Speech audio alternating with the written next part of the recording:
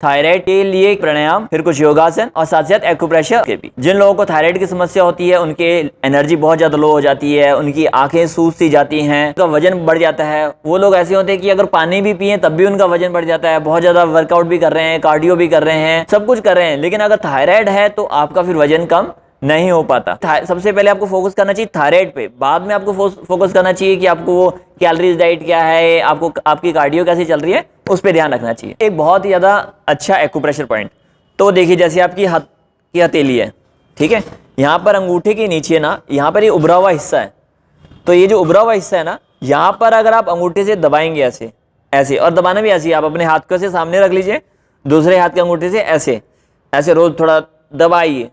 थोड़ा सा मोटा होता है, इस तरफ थोड़ा मांस ज़्यादा होता है, तो थोड़ा शुरुआत में आप प्यार प्यार से दबाएंगे तो मज़ा नहीं आएगा, मज़ा मतलब ज़्यादा असर नहीं करेगा।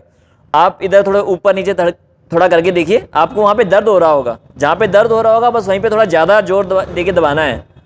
और लेकिन अगर आपसे नहीं दबा पा रहा, कि अगर आपके हाथों की थोड़ी कमजोरी है, आपको ज़्यादा नहीं दबा पा रहे, तो आप अपने घर में किसी रिश्तेदार, अपने भाई बहन, बंधु बांधव, पति पत्नी की भी आप सहायता ले सकते हैं। तो जहाँ पे दर्द हो बस वहीं पे ज़्यादा दबाना है, और इतना दबाना है कि आपकी एकदम ऐसी चीखें निकल जानी चाहिए। जब तक ऐसी चीखें ना निकले तब तक समझ लीजिए कि आपको कुछ असर नहीं कर रहा। और ऐसे रोज आप खाना खाने के 2 घंटे बाद भी एक्यूप्रेशर पॉइंट कर सकते हैं, और इसे 2 से 3 मिनट ऐसे दबाइए यहाँ पे, ऐसे यहाँ पे, और ऐसे ही दूसरे हाथ पर भी दबाना है। और साथ ही साथ ऐसे ही आपको पैर के, जैसे आपका ये अंगूठा है, अंगूठे के नीचे वाला जो पैर का जो उभरा हुआ हिस्सा है, तो यहाँ पर भी आपको दबाना है। तो यहाँ पर थोड़ा सा, क्योंकि पैरों की जो त्वचा होती है थोड़ी हार्ड होती है, तो यहाँ पर अगर आप दबाएंगे तो आपको बहुत ज़्यादा जोर लगाना पड़ेगा। तो उसके लिए आप क्या कर सकते हैं कि कोई पेन की मदद ले सकते हैं, ठीक है, या किसी दूसरे से दबवा सकते हैं। तो आप देख लीजिए, थोड़ा सा ऊपर नीचे थोड़ा दबा के ऐसे देख लीजिए कहाँ पे आपको दर्द हो रही है, जहाँ पे दर्द हो रही है तो बस वहीं पे आपको ज़्यादा दबाना है, तो उससे भी आपका थायराइड बहुत जल्दी ठीक होगा। तो ये थे कुछ एक्यूप्रेशर पॉइंट जिससे आपका थायराइड ठीक हो जाएगा। अगर योग करेंगे तो योग करने से थायराइड तो ठीक होगा ही होगा, थायराइड के जो कॉम्प्लिकेशंस हैं वो ज़्यादा हार्मफुल है, वो भी आपके ठीक होंगे। आप कपालभाति एक ऐसा योग है जो एक संजीवनी है, उसे करने से आपके थायराइड पर बहुत ज़्यादा इम्पैक्ट पड़ता है। आप कपालभाति करनी कैसी है वो देख लीजिए, बहुत ही ज़्यादा सरल है, और आजकल तो हर किसी को आता ही है। आजकल तो छोटे छोटे बच्चे भी कपालभाति बहुत सहज तरीके से कर लेते हैं। उसके लिए करना है कि आपको एक बार अपने हाथ की हथेली को पेट पर रख लीजिए, और जैसे आप खांसी करते, खांसी करके देखिए, तो खांसी में क्या होता है कि आपकी श्वास बाहर जाती है, हवा बाहर जाती है, और पेट स्वतः ही ऑटोमेटिकली अंदर चले जाता है। आप खुद करके देखिए, इस वीडियो को देखने के साथ साथ आपको पता चल जाएगा। आप जब खांसी करते हैं हवा बाहर गई और पेट अंदर, तो ये अपने आप होता है। और श्वास अंदर कितनी जाती है खांसी करते समय, ये बस स्वतः ही जो चली जाती है, आप लेते नहीं है। दोबारा एक बार और करके देखिए, बस आप श्वास बाहर छोड़ रहे हैं। या अगर दूसरी बात, दूसरा एग्जाम्पल और समझाने के लिए कपालभाति है, तो जैसे आप अपना नाक साफ करते हैं, नाक कैसे साफ करते हैं, जब कभी अंदर कुछ बलगम जम जाता है तो आप ऐसे करते हैं, एक नाक बंद करके आप सिर्फ श्वास बाहर छोड़ते हैं। जब आप बाहर छोड़ते हैं तो आपका पेट अंदर चले जाता है। तो बस यही वाली क्रिया आपको मुंह बंद करके नासिका से अपना श्वास छोड़ते हुए करनी है। ऐसे 1 सेकेंड में आप एक बार कर सकते हैं। ये सामान्य गति है। मध्यम गति और मध्यम शक्ति का ध्यान रखिएगा। मध्यम गति का मतलब है 1 सेकेंड में एक। शुरुआत में आपको 1 सेकेंड का मतलब नहीं पता चलेगा, तो आप उसके लिए अपने सामने वो जो आती ना अलार्म क्लॉक, आप वो भी रख सकते हैं। तो सामने आपको पता चल जाएगा कि 1 टिक जैसे होगा 1 सेकेंड का, तो आप पता चल जाएगा, उसके हिसाब से आप एक स्ट्रोक लगाइएगा। जैसे 1 टिक तो 1 सेकेंड में एक। अगर 1 सेकेंड का मतलब हुआ कि 1 मिनट में आपका 60 का मतलब 55 भी हो जाएगा, 60 65 चलेगा। लेकिन अगर आपको हाई बीपी की प्रॉब्लम है, बैक की प्रॉब्लम है, हर्निया की प्रॉब्लम है, तो आप फिर 1 मिनट में 30 ही लगाइए। दैट मीन्स आप 2 सेकेंड में एक बार लगाइए। और शक्ति का भी ध्यान रखिएगा कि शक्ति ऐसे नहीं, अगर मैं जैसे मान लीजिए माइक को अपने पास लेके जाऊंगा तो अब आवाज देखिए कैसी आती है कपालभाति की, तो ये माइक की आवाज है, कपालभाति वही की जा रही है। लेकिन कई लोग क्या करते हैं, वीडियो से देख के फिर कपालभाति को गलत तरीके से समझ जाते हैं। तो उसका भी आप ध्यान रखिएगा कि आपको मध्यम गति लगनी है, ना ही तो ज़्यादा तेज करनी है, ऐसे नहीं करना, और ना ही ज़्यादा धीरे धीरे करनी है कि कुछ हिल नहीं रहा, अनलेस और अनटिल अगर आपको बहुत ज़्यादा बीपी की हर्निया की समस्या नहीं है तो। अब दूसरा जो प्राणायाम आता है वो आता है उज्जाई प्राणायाम। उज्जाई प्राणायाम जैसे गले को संकुचित करते हैं जब हिचकी के समय, जब हिचकी लेते हैं तो कैसे करते हैं, तो गला संकुचित हो जाता है आपका। अब मेरे गले पे ध्यान दीजिए, देखिए एक बार गले को, तो गला संकुचित होता है। संकुचन और प्रसारण की क्रिया है ये उज्जाई प्राणायाम। उससे क्या होता है कि आपके गले की एक्सरसाइज होती है। जैसे अगर अपने हाथों की एक्सरसाइज करनी है तो आप कुछ वजन उठाते हैं तो आपके हाथों की बाइसेप्स ट्राइसेप्स मसल्स बनती हैं। तो गले की कभी आपकी एक्सरसाइज ही नहीं हुई तो इसलिए फिर वो वहाँ पे रोग उत्पन्न हो जाता है। तो जब आप उसे कॉन्ट्रैक्शन रिलैक्सेशन करेंगे तो उज्जाई प्राणायाम के थ्रू तो वो स्वस्थ हो जाएगा।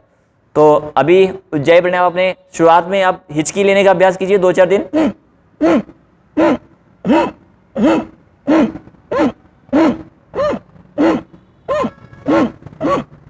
तो कुछ दिन उज्जाई प्राणायाम आप हिचकी लेने का अभ्यास कीजिए, फिर इसी हिचकी को थोड़ा लंबा कर दीजिए।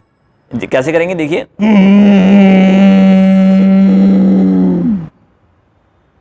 लंबा श्वास भरा और अंदर फिर रोक के रख लेंगे।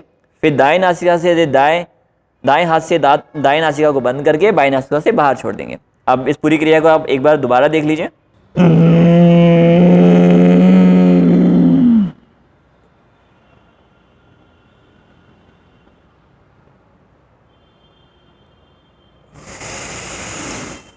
अब आप कहेंगे कि आपको रोकना कितनी देर है, तो रोकना जितनी देर आपकी सामर्थ्य है। शुरुआत में 5 सेकंड, 10 सेकंड, 20 सेकंड और 30 सेकंड तक भी आप अपने श्वास को रोक सकते हैं। और ठोड़ी को कंठकूप के साथ लगाएंगे तो और ज़्यादा बेनिफिट करता है। इसे जालंधर बंद कहते हैं योग की भाषा में। तो आप इसे भी साथ साथ करें तो आपकी ज़्यादा वैल्यू एडिशन हो जाएंगी। अब अगला आता है सिंहासन। सिंहासन बहुत ही ज़्यादा अच्छा आसन है। उससे भी आपको थायराइड के बहुत ज़्यादा फर्क पड़ेगा, बहुत जल्दी ठीक होगा। लेकिन ये लोगों को ना थोड़ा देखने में अटपटा सा लगता है कि नहीं यार ऐसा तो हम नहीं कर पाएंगे। तो कोई बात नहीं, देख लीजिए आप, बहुत अच्छा है।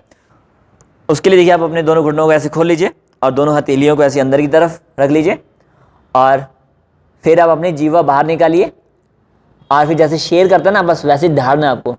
अब देख लीजिए कैसे दहाड़ना है, ठीक है। लेकिन अब लोग क्या करते हैं कि लोग कहते हैं हम कर तो रहेंगे सिंहासन लेकिन हमें फर्क नहीं पड़ता।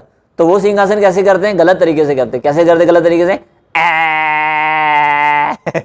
तो आपको बकरी वाली आवाज ही निकालनी है। आपको कैसे निकालनी है, शेर वाली आवाज। कैसे, दहाड़ना है। इसका नाम क्या है, सिंहासन। बकरी आसन नहीं है ये, इसका नाम है सिंहासन। तो सिंह की तरह दहाड़ना है, ऐसी आवाज आनी चाहिए आपकी। अब दोबारा से एक बार और देख लीजिए, जीवा बाहर शेर की तरह दहाड़ेंगे और आंखें आपकी ऊपर की तरफ देखेंगी।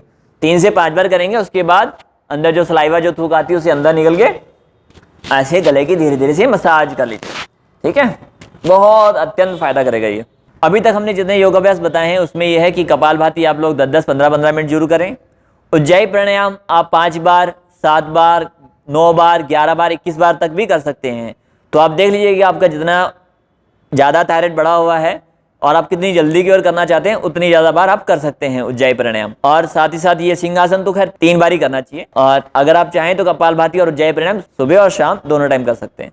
अब कुछ और सरल से अभ्यास है, बहुत ही ज़्यादा सरल। ये तो इतने सरल है कि आप अपने ऑफिस में बैठ के भी कर सकते हैं। कैसे करना है इन्हें, अब श्वास भरते हुए दाईं तरफ गर्दन घुमाएंगे, फिर वापस, फिर श्वास भरते हुए बाईं तरफ, फिर श्वास छोड़ते हुए वापस। ध्यान रखिएगा कि आसनों का नियम है कि जब भी दाएं और बाएं मुड़ेंगे तो श्वास भरेंगे और जब वापस आएंगे तो श्वास छोड़ देंगे, ठीक है। ऐसे ही आप 5 बार दाईं तरफ, 5 बार बाईं तरफ, दोनों जगह दोनों तरफ सेम। और ऐसे ही आगे पीछे भी कर लीजिए। श्वास भरते हुए पीछे, जितना पीछे जा सकते हैं, गर्दन दृष्टि पीछे। इससे क्या होगा कि आपके गले में जोर पड़ता है। श्वास छोड़ते हुए धीरे धीरे वापस नीचे, फिर श्वास भरते हुए धीरे धीरे ऊपर, फिर श्वास छोड़ते हुए धीरे धीरे नीचे। अब आप गोल गोल भी गर्दन घुमा सकते हैं। श्वास भरते हुए पीछे गए, श्वास छोड़ते हुए धीरे धीरे वापस। ऐसे ही आप क्लॉकवाइज 5 से 10 बार कीजिए, 5 से 10 बार एंटी क्लॉकवाइज। लेकिन ध्यान रखिए कि गर्दन धीरे धीरे घुमाइएगा और अगर आप अपने साथ साथ आंखें खोल के करेंगे, आंखों की भी एक्सरसाइज हो जाएगी, तो इसके लिए बहुत अच्छा है। बड़े से बड़ा शून्य बनाए और धीरे धीरे करना है। तो ये आपके होगा कुछ सरल से सूक्ष्म व्यायाम कह सकते हैं इन्हें। तो इसे भी आप करके आपका थायराइड बहुत जल्दी ठीक होगा। अब आप स्क्रीन पर योग के नियम के बारे में पढ़ सकते हैं या इनका स्क्रीनशॉट ले सकते हैं। तो आज के लिए इतना ही। अगर आपको वीडियो अच्छी लगी हो तो इसे लाइक कीजिएगा, दोस्तों के साथ शेयर कीजिएगा और कुछ प्रश्न हो तो नीचे कमेंट बॉक्स में जरूर पूछिएगा। आज के लिए इतना ही। धन्यवाद। ओम प्रणाम।